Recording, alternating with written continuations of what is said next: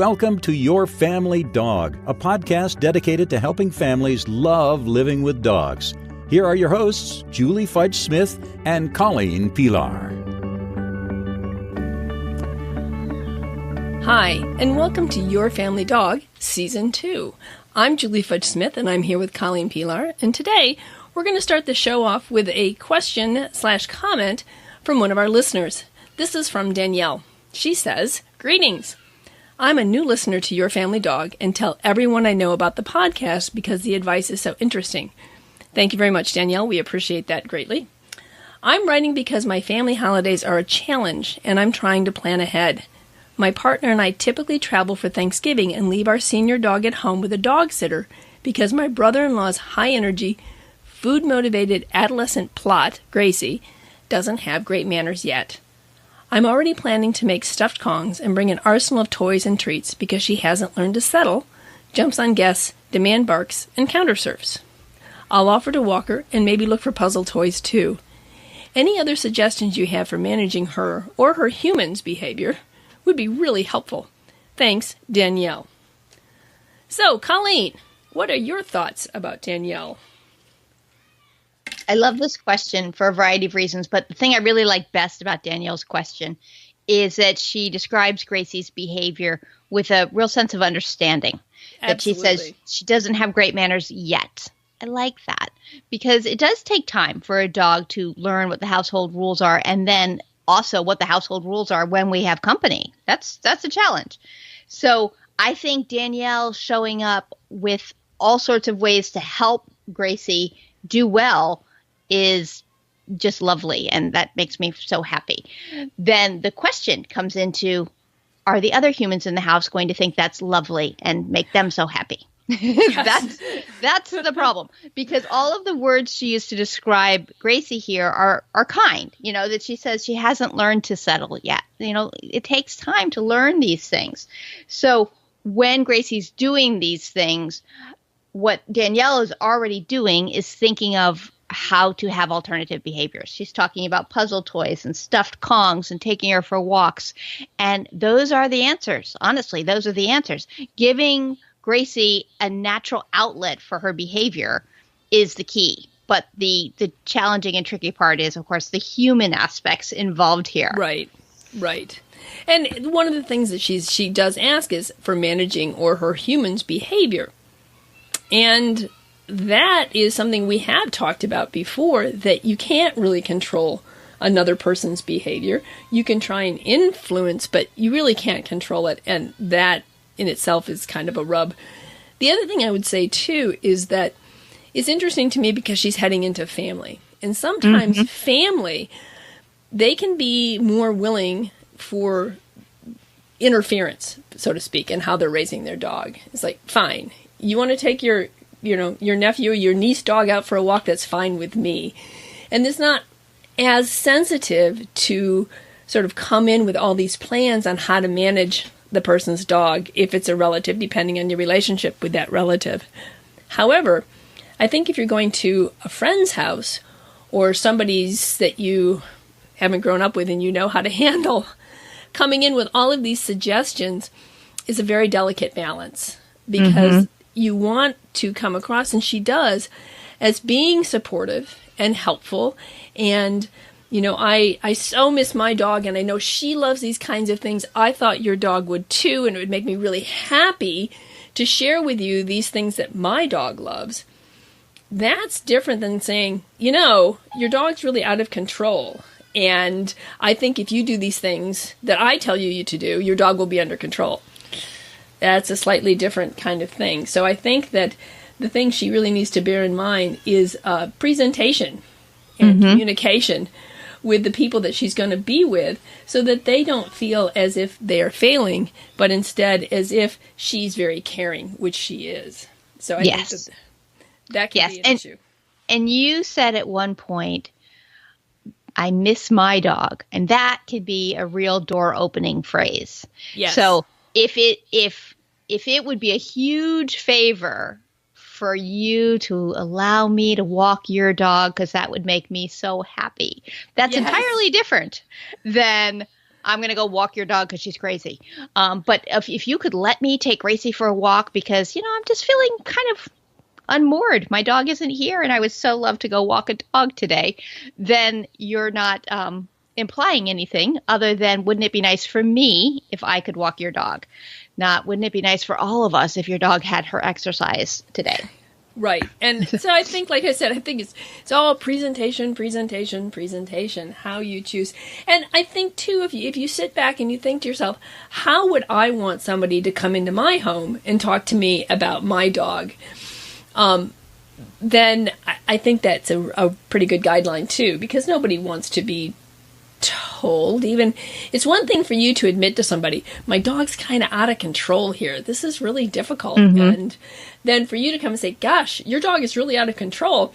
That's almost a surefire way to put somebody on edge. Well, she, whatever. So I think that that would be the one suggestion I would have would be to consider carefully how you choose to present this to your brother and his family. But all the things that she wants to do for her dog, I'm like, you want to come to my house for Thanksgiving? Yeah. You're welcome. If your brother doesn't want you, I do. You can come. You can come walk my dog. And so. One other thing that she mentioned in here is that Gracie counter-surfs. Yes. And one thing to keep in mind with big family events is not everyone is aware of guarding food from dogs. So yes. People who live with dogs are really aware of their own dog's tendencies, whether or not that's an issue. They've at least thought about things. But people who don't live with dogs will put a platter of food on a coffee table because it's a clean surface and set it down and go, oh my goodness, the dog just ate everything. Oh, well, yeah, you did just put that right near a dog. So Thanksgiving is all about the food. So let's not let Gracie have any transgressions that get her in trouble. And so for that can require a little advanced conversation, talking to people about, what are heights that are safe to put things on around Gracie and what aren't, and whether or not we need to have another plan for Gracie. So does Gracie want to invite herself to watch football in the basement with whoever is not cooking? Fantastic. Or does Gracie want to go for a walk? Or does Gracie want to have do we want to put a baby gate across the kitchen door? And so that she's outside the kitchen, but still right there, standing there, looking devotedly at us and smelling all the smells. Whatever your solutions are, if you have some conversation in advance, that could be very helpful. Because Gracie licking the turkey is not going to go over well. No. And we're going to talk about it for the rest of her life and beyond. Do you remember the year that Gracie was licking the turkey? That was disgusting. Oh, okay. But it's normal dog behavior. It is normal dog behavior. And I'm really glad you brought that up. And one of the things that I think that's another thing where you can also say to your brother, especially if you're like the first one there, something along the line of, how's Gracie doing? I know that she had a proclivity towards counter surfing before. Is that still the case? Because if it is, Mom or Aunt Judy may need a reminder about, heights. And if you'd like, I would happy to be the one to supervise that or, step in. And sometimes it's nice when people come, if they say, can I help? But boy, sometimes it's really nice if they come and say, can I do this for you? And that actually her brother might really appreciate that. Yes, if you wouldn't mind taking over the managing of Gracie's counter surfing, that would be great for me. And if you could remind others. So sometimes having a very specific suggestion about how you can help may also give you a way into talking about what the problem may be. So. And a final thing that she mentioned is that she's leaving her senior dog at home. And when you have a senior dog, you have some health and concerns like that, but you typically don't have behaviors that make you crazy because by then you've figured out how to work with them. So it may be nice for your brother-in-law to hear that when your senior dog was young, she was a hooligan too.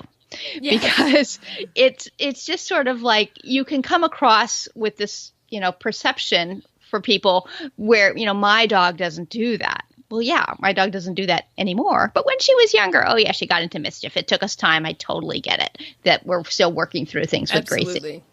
Absolutely. So I do love – oh, sorry, go ahead.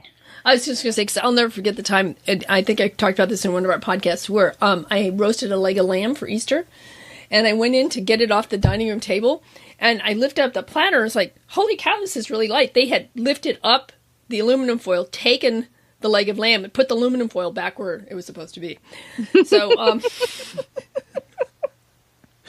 yes, so we still talk about it. Now it's very funny, and luckily we had already eaten, so it was just the leftover lamb. I was still looking forward to leftover lamb, but after that, we were much more careful about how far into the table one would put a platter of lamb.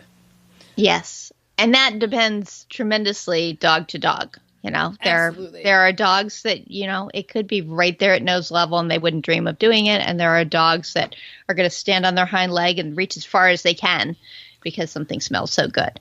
I had a Shih Tzu who climbed onto the piano bench, then onto the keys, and then onto the top of the piano to get to my Frangos, my mint chocolate. I have this mountain climbing Shih Tzu. So it was like chocolate had to be sort of on the second floor with an armed guard, to protect it from the Shih Tzu. So that it needs to be that way at my house too, to protect it from me. Yes. Need the armed guard. Stay away from the chocolate. So I think Daniela is really off to a good start, but the real trick here is going to be presenting things in a way that really shows her affection for dogs in general and for Gracie specifically. Yes. And I think she's off to a great start on that too. So basically, Danielle, we think you've got this. Yeah, and we would love to know how things go. So yes. Danielle, if you're listening, let us know. Send us an email or send us a voicemail and let us know how things went at the holiday with Gracie, because we would love to do a follow-up on this. You know what we should do, Julie? There is an advice columnist named Carolyn Hacks, and once a year she has an online chat called I think it's called the Wedding Hootenanny, and everybody tells their horrible story of something that happened wedding related. And we should start gathering some of our stories about family events with dogs and see if we can share various people's "and then this happened" kind of story, because that would be hysterical, because we all have a story along the lines of, and then I lifted the tinfoil and we were missing a leg of lamb. That would be great. That would be great. So for all you listeners, guys send in the ideas. Yes, do send us in your, what we'll call it, dog hootenanny? Maybe. Dog shenanigans. There you go. We would love to hear what you had to say. So I think, yes, but Danielle, do get back to us, because we want to know. Inquiring minds need to know what happens with Gracie at Thanksgiving. Yes. So, all right. So, is it ready for question number 2, Colleen? We do. We have another question. This one came up both in your life and in my life recently, so we decided it was one that needed to be discussed. And the burning issue of the day is, why do dogs eat grass? Yeah, there's a lot of theories out there. So I happen to have written a blog about it, so we'll do a link to my blog, which then has a link to a couple of other websites. What I found was interesting was the reasons that people thought dogs ate grass. And so one of the I think probably the most common one, I'm sure you've heard it and I've heard it several times, is that dogs eat grass because they have an upset stomach. Mm-hmm. And they need to either vomit or they need to defecate, and the grass will help move things through their intestines. Or that the grass is going to soothe the stomach. So it's like a canine antacid. So I've heard both. Like, right. You eat the grass to get rid of the upset stomach by getting things out of you, or you eat the grass to get rid of the upset stomach by just settling what's inside you so that it continue processing normally. Right. But the problem is with the grass is, did the dog eat the grass to make it vomit, or did eating the grass make the dog vomit? Mm-hmm. Because not because I needed to vomit, but eating grass just doesn't sit well on my tummy, so I vomit it up. So it's kind of hard to know which it's for. The one of the articles stated this: science offers no evidence linking eating grass with vomiting. It is shown that dogs already nauseated before grazing are more likely to throw up after eating grass. And the same goes for the supposed laxative properties of grass. One of the things you need to realize is that the dog's digestive tract is not designed to process grass. It's designed to process protein. And so grass will actually stay in the digestive tract longer than the protein. So therefore, it can't really act like a laxative if it's not moving things along. So there's no scientific hard evidence anywhere that dogs eat grass to make themselves vomit. If they're already nauseated, they were probably going to vomit anyway. And so that's the first one, is that dogs probably are not, that's too much of a stretch for them. The second So one how about the salad theory? Dogs eat grass because it's some sort of nutrient they need. Ah, thank you. That was actually the next lead-in. And that's probably not true either. Since they're not designed, their digestive tracts are not designed to process grass, they are not going to be likely to get the nutrition out of grass. And grass is not that high in nutrition anyway. You have to eat a lot of it to get any nutritional value. And then if you are feeding a high-quality food to your dog, there's no supplementation that's probably necessary. And that... and then in an article in Psychology Today by Dr. Stanley Coren, he says that dogs that had their diet regularly supplemented by plant matter, vegetables, or fruit were no less likely to eat grass, which seems to kill the idea that dogs are eating grass to make up for the absence of vegetable matter in their normal food routine. So it's not a salad bar. It's not a salad bar. So, now the one that I had not heard before, and I was looking when I was sort of researching this, was that dogs eat grass because their ancestors did. And that was really neat. Their ancestors, the bison. Yeah, that's right. I don't remember reading anywhere about the ancestral herbaceous wolf. But when one is hungry, one is hungry. And wolves are not the world's most successful hunters. That's true. So if you've hunted and failed, you might eat grass versus nothing. But you would never pick grass. That wouldn't be. No. And what is more likely is that they eat grass-eating animals. Mm-hmm. So when you eat deer or bison or elk or woolly mammoths, or what, I don't know if woolly mammoths ate grass or not, so I'm going to take that one back. But she'll know by next week, because Julie is a researcher. I will find out what the woolly mammoths eat. You know, there was one of the best intact woolly mammoth skeletons was found in Johnstown, Ohio, not 10 miles away from me, back in like 1942. It's in the or the Ohio Historical Society. You can go see it. Next time you come to Ohio, I will take you to see the... It was a mastodon, or I think it was a mastodon. I'm sorry, not a woolly mammoth. Complete diversion. We're going to go right back to what did dogs' ancestors eat? But they did eat animals that ate grass. And when you are hungry, and as you pointed out, they are not always the best of hunters, that when you kill something, you eat everything that you can possibly eat. You crunch those bones apart to get the marrow out. You eat all the internal organs, which includes the stomach, which would include the grass that the bison, elk, local cows, whatever, had eaten. Rabbits.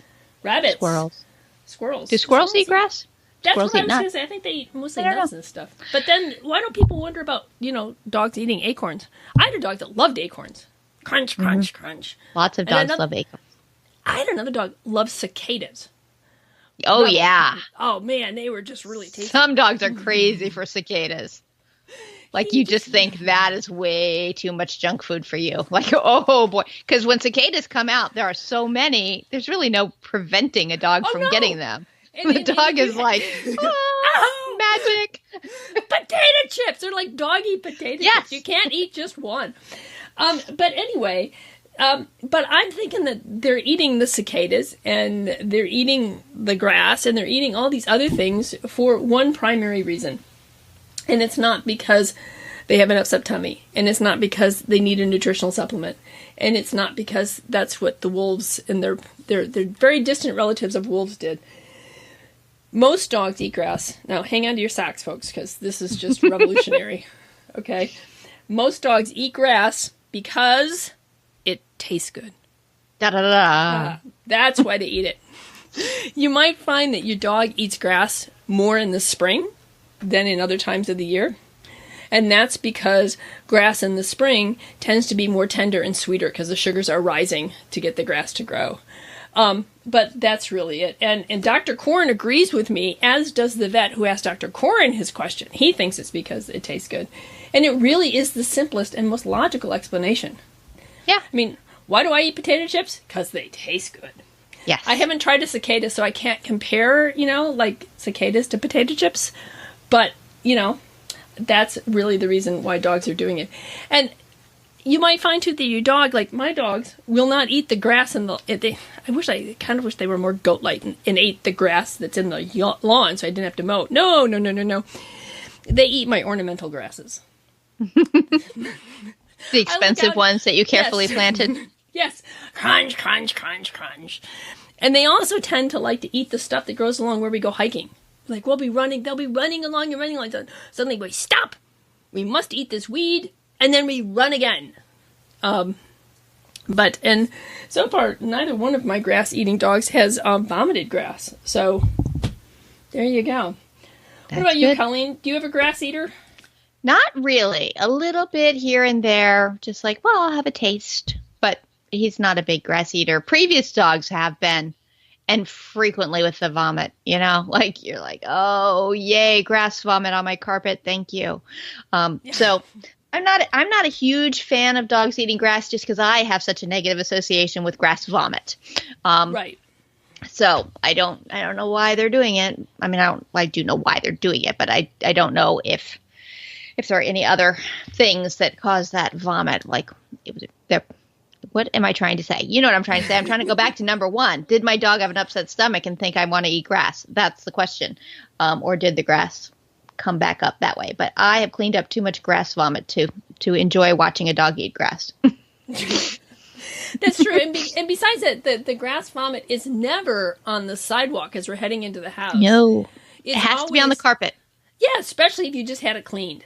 That's my favorite. And the little Shih Tzu that would climb on the piano to get the chocolates. Then one Christmas, my sister-in-law sent my husband a huge bag of M&Ms for this little M&M dispenser. She didn't tell us she sent us the M&Ms. And it sat underneath the Christmas tree, and Bilbo found it, ate the entire pound bag of M&Ms, and then promptly threw it all up on my white carpeting. So, well, if we're going to tell gross vomit stories, I have one too. We had advent calendars that were Tootsie Rolls tied to strings, and there were 4 kids in my family. So the countdown to Christmas with all of the Tootsie Rolls on these felt strips. And one day our dog ate all of the advent calendars and Tootsie Rolls and then vomited them up. And the nice thing about Tootsie Rolls is they're individually wrapped. So it was vomit and chocolate and paper. Yay, dogs! My mother's still scarred. She's like, no advent calendars ever, ever, ever. Advent calendars are bad. because dogs. So this sort of loops us back around to Danielle's question, which is dogs being dogs. So sometimes they're going to explore and do and eat things that we wish they wouldn't. It might be grass. It might be your chocolate on top of the piano. It might be the M&Ms under the tree. Could be an advent calendar. And it could be the Thanksgiving turkey. So we do want to have a plan for what we're going to do when dogs are acting like dogs. That's right. All right. Well, I think that wraps it up for this week, Colleen. Thank you very much. And once again, anybody who has an interesting and lively story about their dog's behavior during the holidays or otherwise, we would love to hear from it. Please do. Yeah. Record it as a voice memo and send it in. We'd love to hear you tell the story because that would be even better. That's right. And if they want to do that, what number do they call, Colleen? Well, no, if they send it as a voice memo, they should email it because they'll attach it as a file.